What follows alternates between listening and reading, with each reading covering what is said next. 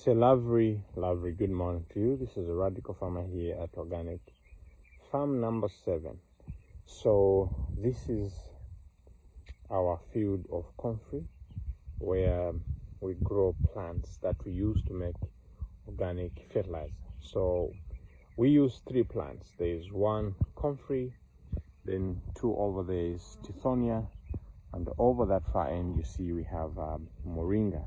So when we grow these plants, you can also add Lurkina, which is very powerful and it grows very fast, which is high also in nitrogen, and actually goats love it so much. Okay, so when you get for a small portion of this is like a 20 by 30, 1 drum is enough. 1 drum is enough, and you just need a bulk of 50 kg in this drum. Okay, so you see we have a mixture of different, and when you have more than one drum, that actually helps out in terms of balancing up the nutrients. So you ferment this for 14 days. So you get the leaves, like let's say for example here is comfrey plant right here. So you get the leaves of comfrey, you harvest them, you fill this drum before you put water. You fill this drum, then after that, you pack it so well. Then you get your water and fill it up and leave it for 14 days.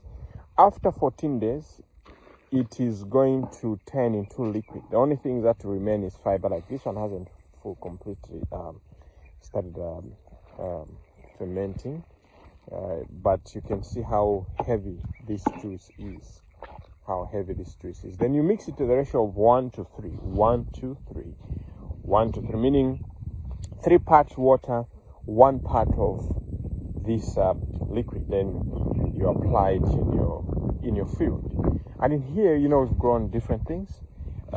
As you can see, there's maize, there's beans, there's also pumpkin leaves, and after the field is done, then the cassava is going to take over.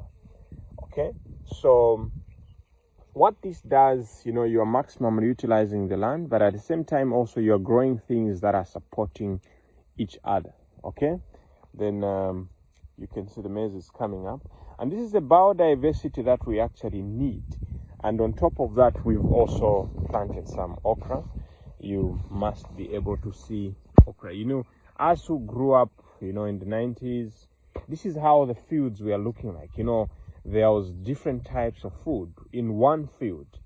And one thing that has actually disturbed the biodiversity is the use of weed killer, because it is selective. If you just want maize, you just keep maize. You can't grow multiple things, like you talk about cassava, you talk about beans, you talk about okra, then you also talk about pumpkin leaves.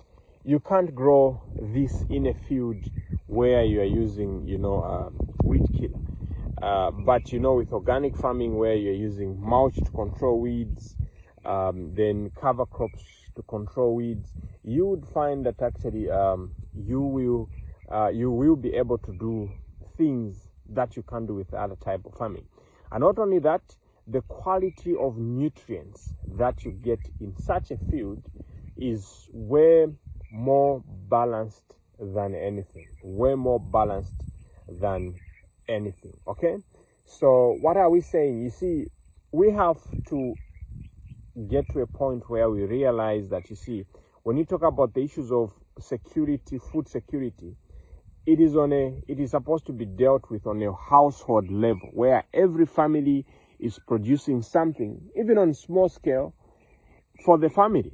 In an event that the people that you're depending on, they can't produce, you will still be able to produce something. Like if you target even producing just a bag of beans, a bag of groundnuts, maybe 10 bags of maize, you talk about groundnuts, you talk about dried pumpkin leaves, You talk about dried okra. These are the things that everyone is capable of doing. Even the poorest person is capable of growing these things because they don't even need fertilizer. But when you mulch them, you find that, you see, there's always a way of doing these things. And you see, this maize is growing super organic. Super organic. You talk about the issues of moisture retention, very well. It's because we are practicing what we know, works. So having said that, I'm wishing you a lovely, productive, good morning, and stay super present.